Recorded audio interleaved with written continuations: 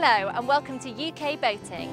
I'm Rebecca Bruce and today we're in London taking a look at what the capital has to offer those of you keen to explore its busy canals and waterways. Here's what's coming up in this episode. Rebecca heads down to London's Docklands to check out Galleon's Point Marina. So it's a real people place and that's why you've stayed. Plus we live just around the corner, so it's really convenient. One of the most numerous questions I get asked is, what is the best battery for my narrowboat? Is the most expensive battery best? Join us later in the programme and we will answer that question.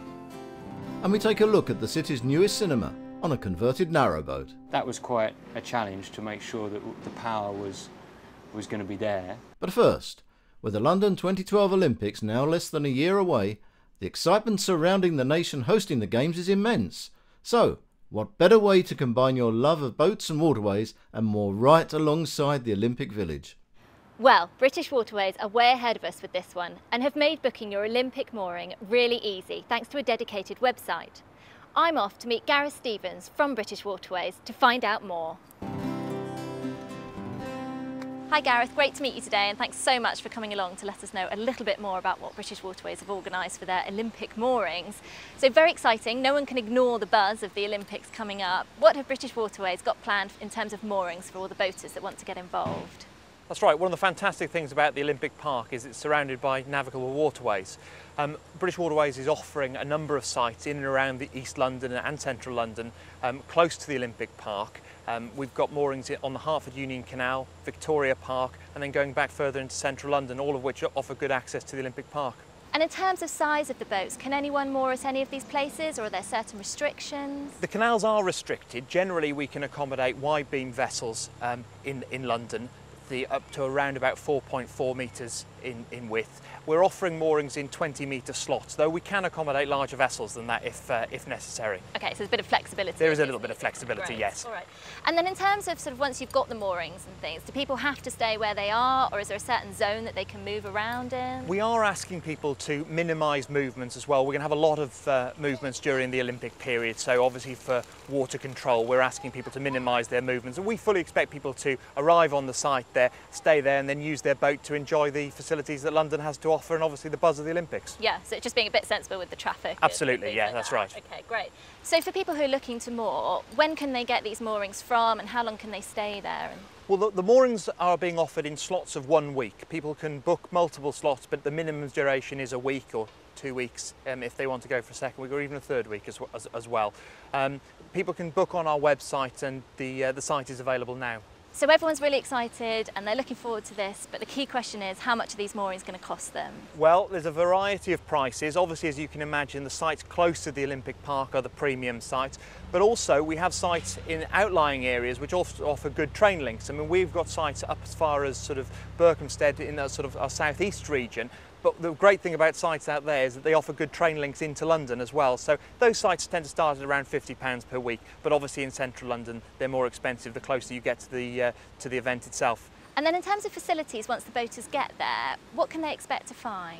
Well, a lot of the moorings are being provided on existing visitor moorings, which have facilities, places to moor up, water, rubbish facilities as well. We're also going to be providing additional facilities where we are putting on new moorings as well for refuse collection, water availability. So the normal facilities UK inland boaters will be familiar with at visitor moorings. Great, and then I guess in terms of costs and extra costs for these facilities, obviously people have to pay for pump outs at the moment, but is there anything else that they might have to look out for with that? Well, I think that to obtain a basic mooring, if people are fairly self-sufficient on board, the price they pay on our website is the price for the event.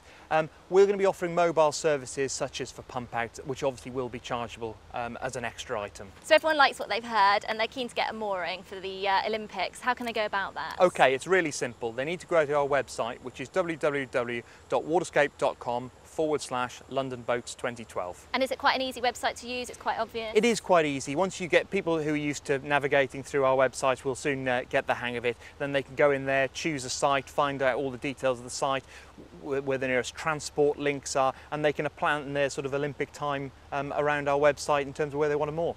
Great, and they pay there and then when they're on the website? That's right, yes. There's an online payment facility there.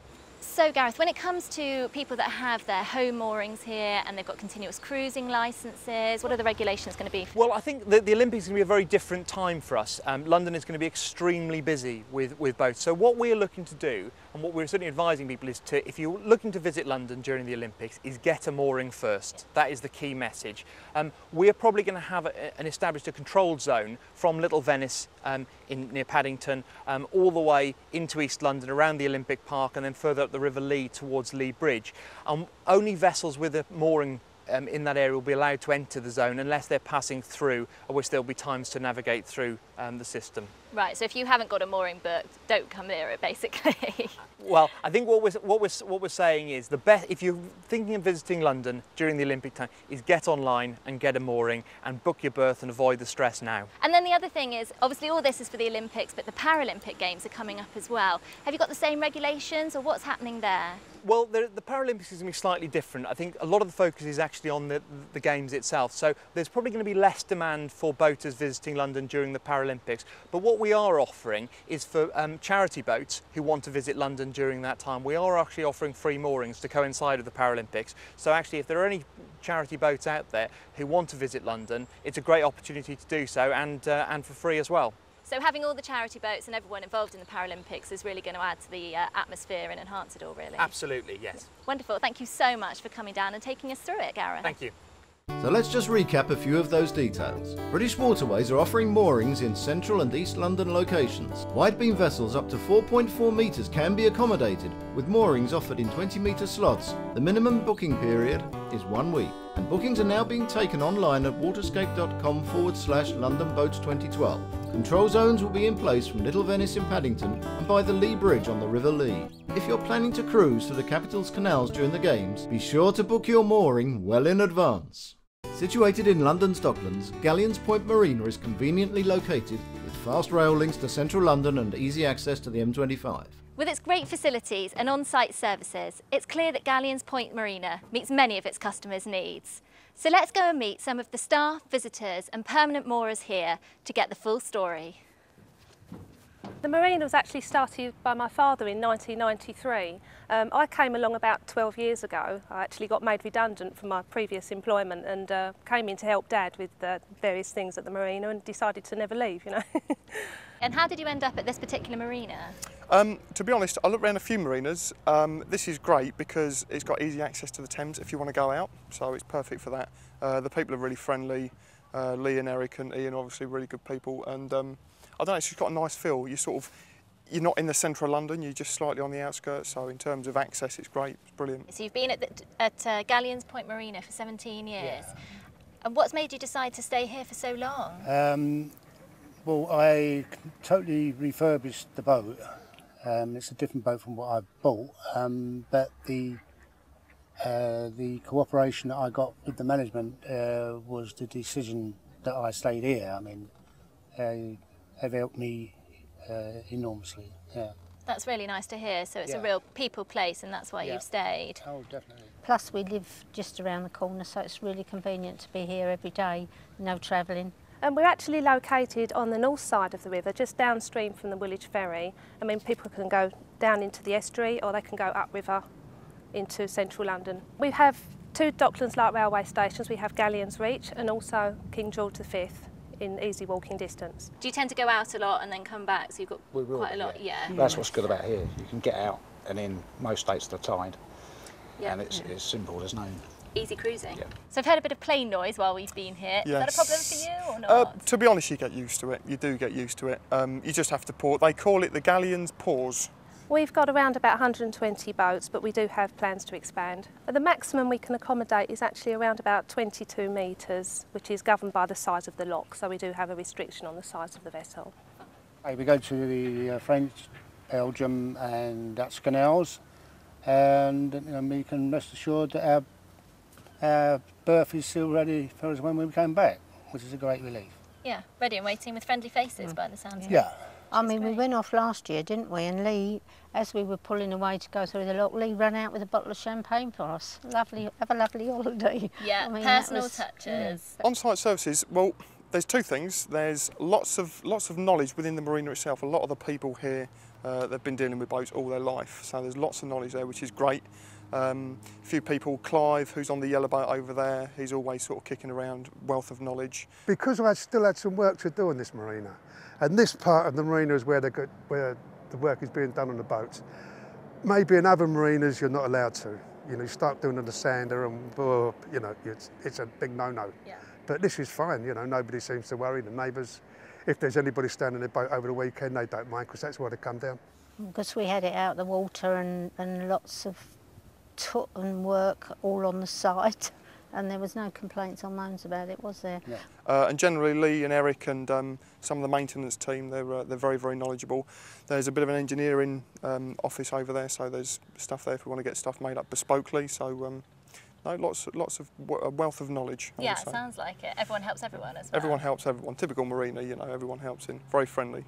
Currently we have toilets, showers, we have individually metered electricity and water to all the pontoon moorings. Basically you've got everything you'll find on a normal marina. You've got the marina office, lots of leaflets and information in there. And they're only a phone call away, you know, if you need any information, or a radio away, because obviously they're on the radio system. So yeah, no, it's really good. We have Wi-Fi internet, we have an engineer, we have a sailmaker that comes in and does work for us, and also boat cleaning, gel coat repairs, that kind of thing. We've recently installed a new slipway, and we have a new security fencing and a new fingerprint access control system going in with CCTV cameras, and also we have provision of diesel on site. Yeah, investment's been quite difficult here at the marina because we've had restricted short-term leases, but I will say, thanks to negotiations with the London Development Agency and also Royal Docks Management Authority, I'm pleased to say that things are moving along now, and we do hope that in the future we'll have the chance to expand the marina as we wish. We do have future plans to incorporate a sailing school here at the marina, a chandlery, and because of the friendly atmosphere and the way it's one big happy family here, we'd really like a bar and restaurant so everybody could come together. We could have themed evenings and some good fun. I have to say that's their only downfall as far as I see it. I mean, it's adequate, it's perfectly adequate. But we used to have a calf, didn't we? We used to have a calf that we used to use, and that is greatly missed, really. Yeah, because, yeah, it is. If nothing else, it gave you a break during the day to meet other boaters and have a chat. There could be a restaurant, maybe. No, maybe not. A little cafe. Yeah, it sounds like that's what they're intending, I think. Yeah. So, and with the family atmosphere here. Yeah, it's really nice. It's a nice place to be. Some nice neighbours when they come down. Value for money, I'll give it a 9.5 out of 10, honestly. Value for money, definitely. That's really good to hear. Yeah, so value for money and a good atmosphere. Absolutely. What more could you want? Yeah, it's very good value for money. I was saying. We probably one of the best on the river. Yeah. Well, very probably good. the best on the river. Excellent. It's very cheap here. I think it must be the cheapest. You don't want to say that too loud. Because no, because he'll put it up. Yeah. No, it's really dear here.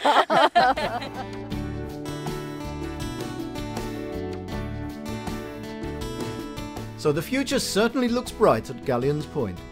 If you want to visit the capital and more at Galleons, you can contact Lee and Eric via their website, galleonspointmarina.co.uk.